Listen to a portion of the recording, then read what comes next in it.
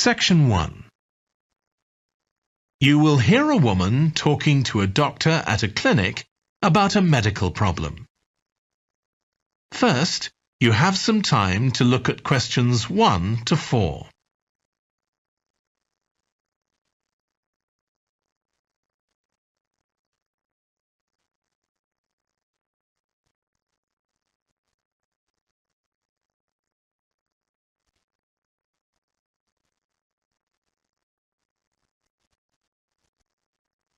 You will see that there is an example that has been done for you. On this occasion only, the conversation relating to this will be played first. Hi, come and take a seat. Thank you. My name's Carl Rogers and I'm one of the doctors here at the Total Health Clinic. So I understand this is your first visit to the clinic. Yes, it is. Okay, well I hope you'll be very happy with the service you receive here. So if it's all right with you, I'll take a few details to help me give you the best possible service. Sure. So can I check first of all that we have the correct personal details for you?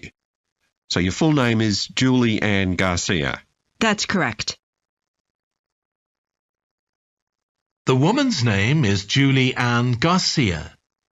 So Garcia has been written in the space. Now we shall begin. You should answer the questions as you listen because you will not hear the recording a second time. Listen carefully and answer questions 1 to 4. Hi, come and take a seat. Thank you. My name's Carl Rogers and I'm one of the doctors here at the Total Health Clinic. So I understand this is your first visit to the clinic. Yes, it is. Okay, well I hope you'll be very happy with the service you receive here. So if it's all right with you, I'll take a few details to help me give you the best possible service. Sure. So can I check first of all that we have the correct personal details for you? So your full name is Julie Ann Garcia. That's correct. Perfect. And can I have a contact phone number? It's 219-442-9785. Okay, and then can I just check that we have the correct date of birth? October 10th, 1992. Oh, I actually have 1991. I'll just correct that now. Right, so that's all good. Now I just need a few more personal details. Do you have an occupation, either full-time or part-time? Yes, I work full-time in Esterhazy's, you know, the restaurant chain. I started off as a waitress there a few years ago, and I'm a manager now. Oh, I know them. Yeah, they're down on 114th Street, aren't they? That's right. Yeah, I've been there a few times. I just love their salads. That's good to hear. Right, so one more thing I need to know before we talk about why you're here, Julie, and that's the name of your insurance company. It's Cawley Life Insurance. That's Cawley. Excellent. Thank you so much. Before you hear the rest of the conversation, you have some time to look at questions 5 to 10.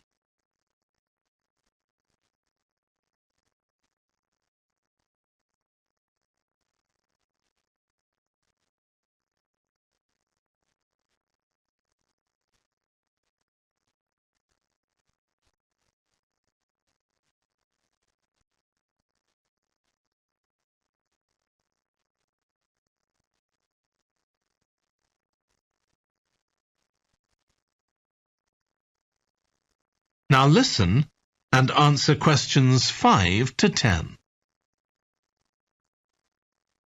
Now, Julie, let's look at how we can help you. So tell me a little about what brought you here today.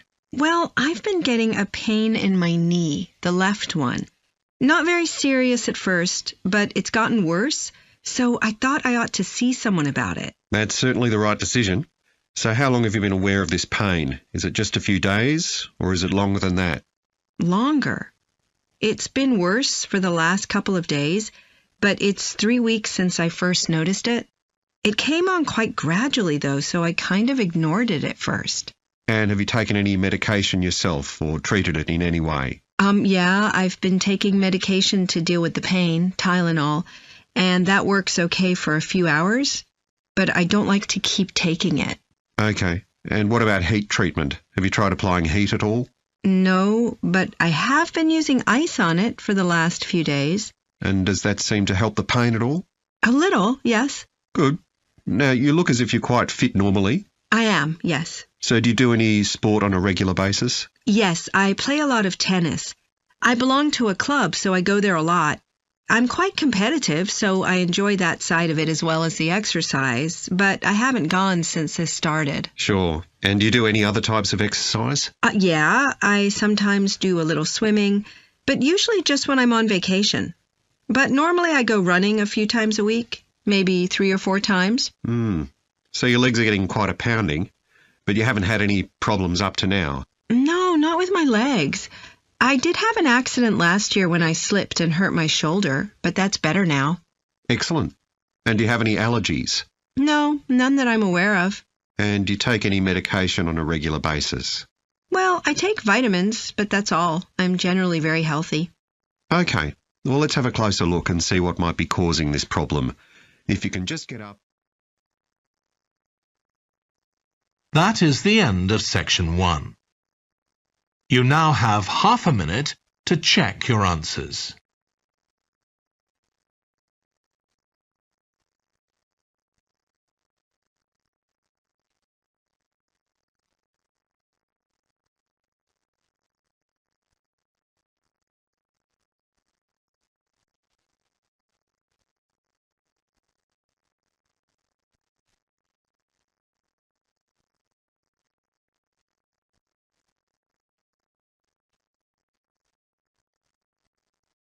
Now turn to section 2.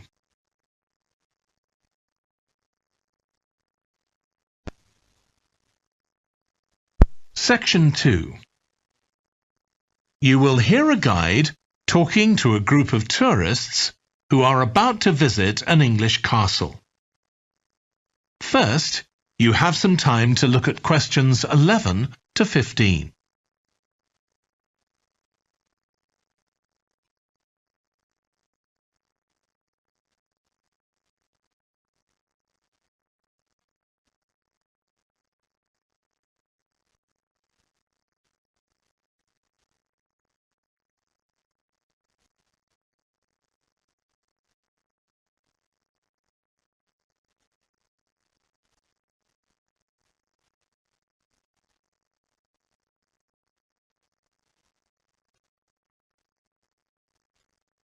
Now listen carefully and answer questions 11 to 15. We'll be arriving at Branley Castle in about 5 minutes. But before we get there, I'll give you a little information about the castle and what our visit will include. So, in fact, there's been a castle on this site for over 1100 years. The first building was a fort constructed in 914 AD for defence against Danish invaders by King Alfred the Great's daughter, who ruled England at the time. In the following century, after the Normans conquered England, the land was given to a nobleman called Richard de Vere, and he built a castle there that stayed in the de Vere family for over 400 years. However, when Queen Elizabeth I announced that she was going to visit the castle in 1576, it was beginning to look a bit run down. And it was decided that rather than repair the guest rooms, they'd make a new house for her, out of wood, next to the main hall. She stayed there for 4 nights, and apparently it was very luxurious. But, unfortunately, it was destroyed a few years later by fire.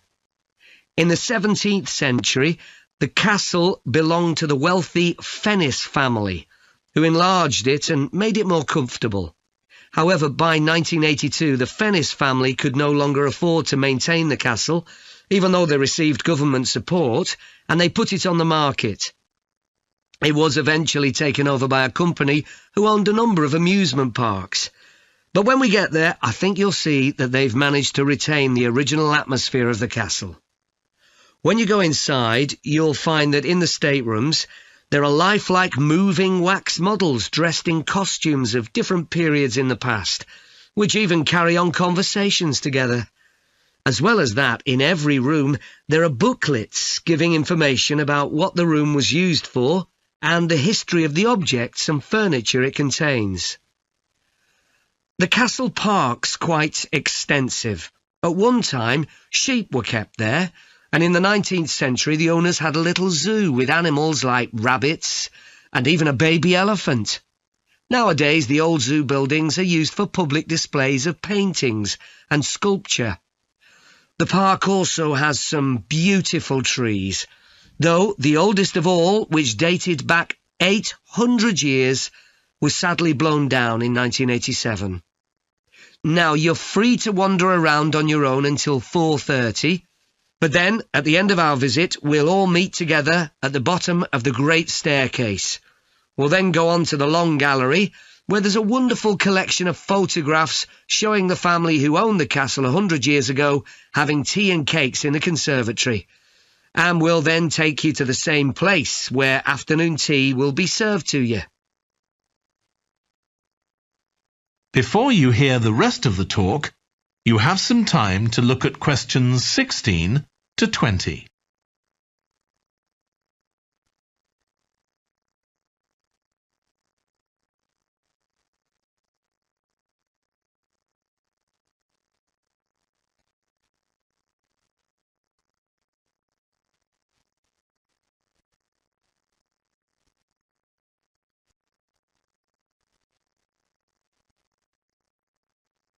Now listen and answer questions 16 to 20. Now, if you can take a look at your plans, you'll see Branley Castle has 4 towers joined together by a high wall, with the river on 2 sides. Don't miss seeing the Great Hall. That's near the river in the main tower, the biggest one, which was extended and redesigned in the 18th century. If you want to get a good view of the whole castle, you can walk around the walls. The starting point's quite near the main entrance. Walk straight down the path until you get to the south gate, and it's just there. Don't go on to the north gate. There's no way up from there. There'll shortly be a show in which you can see archers displaying their skill with a bow and arrow. The quickest way to get there is to take the first left after the main entrance and follow the path past the bridge. Then you'll see it in front of you at the end. If you like animals, there's also a display of hunting birds, falcons and eagles and so on. If you go from the main entrance in the direction of the south gate, but turn right before you get there instead of going through it, you'll see it on your right, past the first tower. At 3 p.m, there's a short performance of traditional dancing on the outdoor stage. That's right at the other side of the castle from the entrance and over the bridge. It's about 10 minutes walk or so. And finally, the shop. It's actually inside one of the towers, but the way in is from the outside. Just take the first left after the main entrance, go down the path and take the first right. It's got some lovely gifts and souvenirs. Right, so we're just arriving. That is the end of section 2. You now have half a minute to check your answers.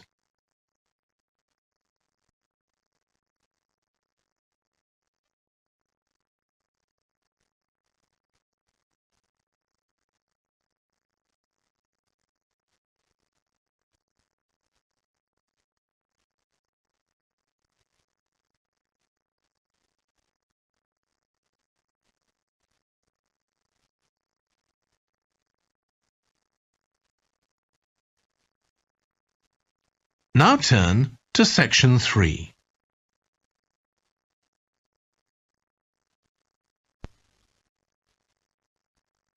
Section 3. You will hear 2 environmental science students, called Rosie and Martin, discussing their presentation on an extinct animal called the woolly mammoth with their tutor. First, you have some time to look at questions 21 to 24.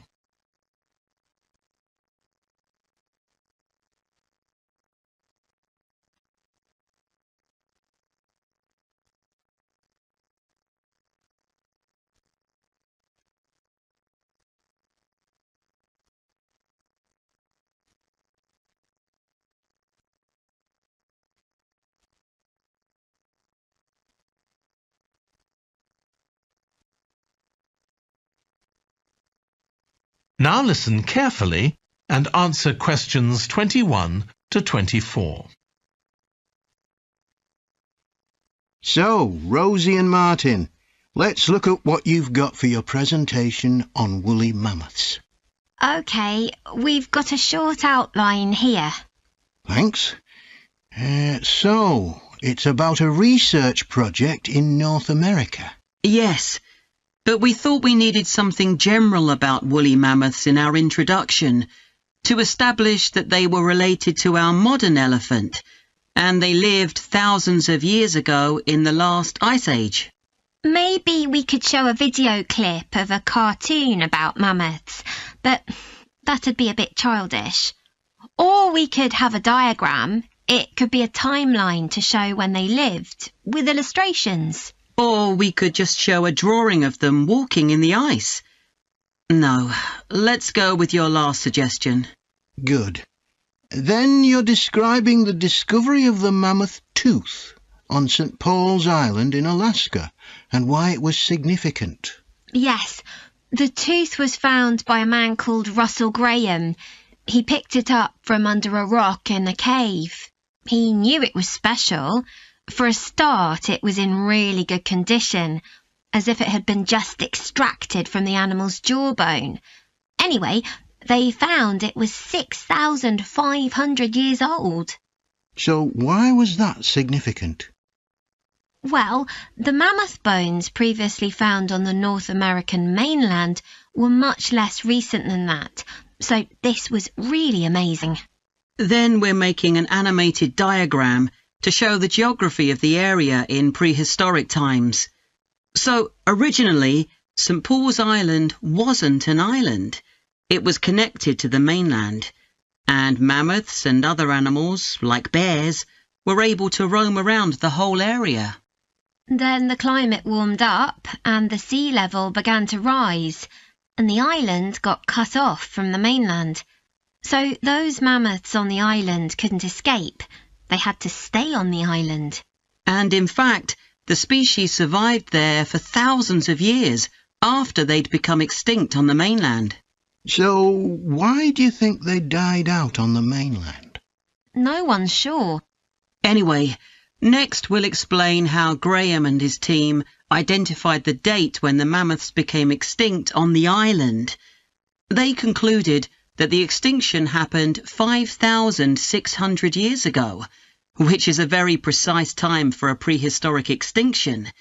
It's based on samples they took from mud at the bottom of a lake on the island. They analysed it to find out what had fallen in over time. Bits of plants, volcanic ash, and even DNA from the mammoths themselves. It's standard procedure, but it took nearly 2 years to do. Before you hear the rest of the discussion, you have some time to look at questions 25 to 30.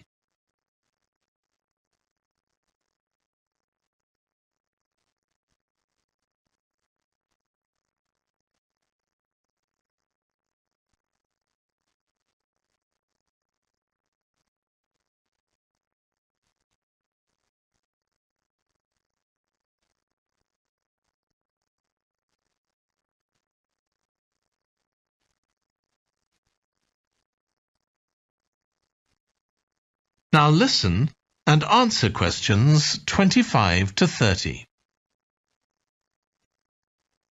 So why don't you quickly go through the main sections of your presentation and discuss what actions needed for each part? OK. So, for the introduction, we're using a visual. So once we've prepared that, we're done. I'm not sure. I think we need to write down all the ideas we want to include here, not just rely on memory. How we begin the presentation is so important. You're right. The discovery of the mammoth tooth is probably the most dramatic part, but we don't have that much information, only what we got from the online article. I thought maybe we could get in touch with the researcher who led the team and ask him to tell us a bit more. Great idea. What about the section with the initial questions asked by the researchers? We've got a lot on that, but we need to make it interesting. We could ask the audience to suggest some questions about it, and then see how many of them we can answer. I don't think it would take too long. Yes, that would add a bit of variety. Then the section on further research carried out on the island, analysing the mud in the lake. I wonder if we've actually got too much information here. Should we cut some? I don't think so, but it's all a bit muddled at present. Yes, maybe it would be better if it followed a chronological pattern. I think so. The findings and possible explanations section is just about ready, but we need to practice it so we're sure it won't overrun. I think it should be okay, but yes, let's make sure. In the last section, relevance to the present day, you've got some good ideas, but this is where you need to move away from the ideas of others and give your own viewpoint. Okay, we'll think about that. Now, shall we show you some of the... That is the end of section 3. You now have half a minute to check your answers.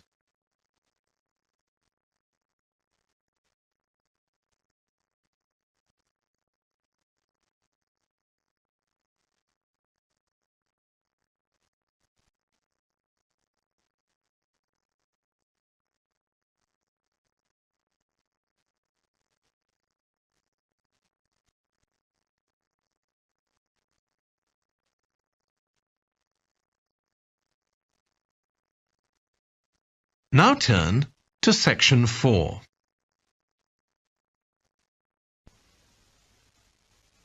Section 4.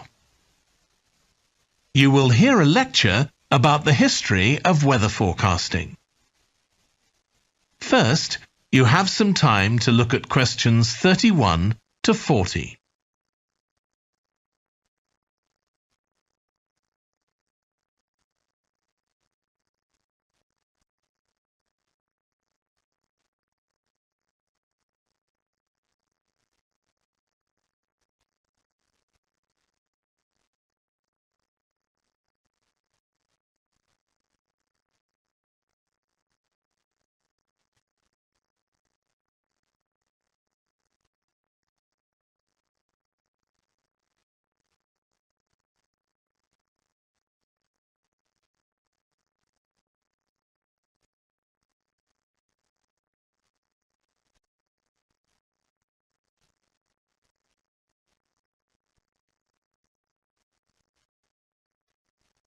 Now listen carefully and answer questions 31 to 40. In this series of lectures about the history of weather forecasting, I'll start by examining its early history. That'll be the subject of today's talk. Okay, so we'll start by going back thousands of years. Most ancient cultures had weather gods, and weather catastrophes, such as floods, played an important role in many creation myths. Generally, weather was attributed to the whims of the gods, as the wide range of weather gods in various cultures shows. For instance, there's the Egyptian sun god Ra, and Thor, the Norse god of thunder and lightning. Many ancient civilizations developed rites such as dances in order to make the weather gods look kindly on them. But the weather was of daily importance. Observing the skies and drawing the correct conclusions from these observations was really important. In fact, their survival depended on it. It isn't known when people first started to observe the skies, but at around 650 BC, the Babylonians produced the first short-range weather forecasts, based on their observations of clouds and other phenomena. The Chinese also recognized weather patterns, and by 300 BC, astronomers had developed a calendar which divided the year into 24 festivals, each associated with a different weather phenomenon. The ancient Greeks were the first to develop a more scientific approach to explaining the weather. The work of the philosopher and scientist Aristotle in the 4th century BC is especially noteworthy, as his ideas held sway for nearly 2,000 years. In 340 BC, he wrote a book in which he attempted to account for the formation of rain, clouds, wind, and storms. He also described celestial phenomena such as halos, that is, bright circles of light around the sun, the moon, and bright stars, and comets. Many of his observations were surprisingly accurate. For example, he believed that heat could cause water to evaporate, but he also jumped to quite a few wrong conclusions, such as that winds are breathed out by the earth. Errors like this were rectified from the Renaissance onwards.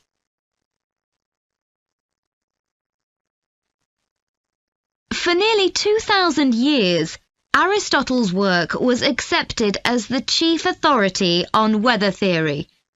Alongside this, though, in the Middle Ages, weather observations were passed on in the form of proverbs, such as red sky at night, shepherd's delight, red sky in the morning, shepherd's warning. Many of these are based on very good observations and are accurate, as contemporary meteorologists have discovered. For centuries, any attempt to forecast the weather could only be based on personal observations. But in the 15th century, scientists began to see the need for instruments. Until then, the only ones available were weather vanes to determine the wind direction and early versions of rain gauges. One of the first, invented in the 15th century, was a hygrometer, which measured humidity. This was one of many inventions that contributed to the development of weather forecasting. In 1592, the Italian scientist and inventor Galileo developed the world's first thermometer. His student Torricelli later invented the barometer, which allowed people to measure atmospheric pressure. In 1648, the French philosopher Pascal proved that pressure decreases with altitude. This discovery was verified by English astronomer Halley in 1686, and Halley was also the first person to map trade winds. This increasing ability to measure factors related to weather helped scientists to understand the atmosphere and its processes better, and they started collecting weather observation data systematically. In the 18th century, the scientist and politician Benjamin Franklin carried out work on electricity and lightning in particular, but he was also very interested in weather and studied it throughout most of his life. It was Franklin who discovered that storms generally travel from west to east. In addition to new meteorological instruments, other developments contributed to our understanding of the atmosphere. People in different locations began to keep records, and in the mid-19th century, the invention of the telegraph made it possible for these records to be collated.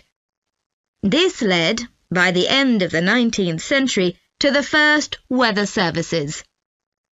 It was not until the early 20th century that mathematics and physics became part of meteorology, and we'll continue from that point next week. That is the end of section 4. You now have half a minute to check your answers.